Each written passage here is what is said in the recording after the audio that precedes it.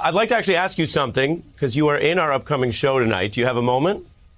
Of course. Okay. It's all, quite a big deal what everyone's going through this week looking at Afghanistan, and it's a complex dilemma. What we have planned tonight is where you made such a clear point about where the public stands, and I was watching you. This was when President Biden was making that first address to the nation this week. So we had this teed up, and then I said, well, let's play it for Nicole here. This is what you said. 95% of the American people will agree with everything he just said. 95% of the press covering this White House will disagree. And for an American president to finally be completely aligned with such an overwhelming majority of what the American people think about Afghanistan is probably a tremendous relief to the American people.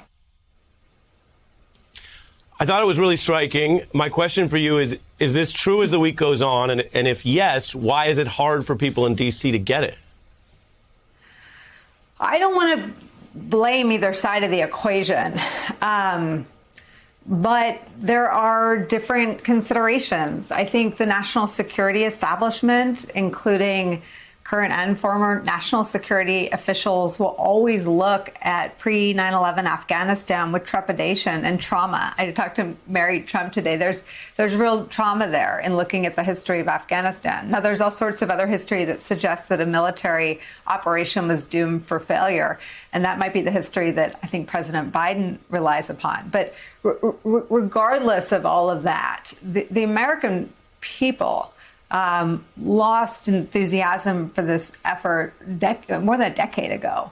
And so my old boss was still president, and rallying public support for the faraway effort, there was always a little bit more for Afghanistan than Iraq. But this, too, was viewed as an extremely difficult place to put our men and women. And I mean, I said it there. I stand by exactly what I said. If anything, it's borne out as exactly the dynamic. And I'm sure you see on social media, our viewers are enraged. They feel that this is a pylon.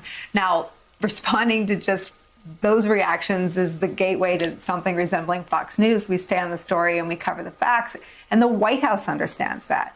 But the White House feels that this dynamic is also very true, that this war-weary public is with them. But they are acutely aware that even some Democratic stalwart allies on Capitol Hill do not see this the way Joe Biden does. Yeah, I think you laid it out exactly. And it is an interesting sort of friction that we're continuing to see, which is why we have a report on it tonight. So we thought, well, if we're quoting Nicole and using some of Nicole's premise, we'll just run it by Nicole. But thank you, as always.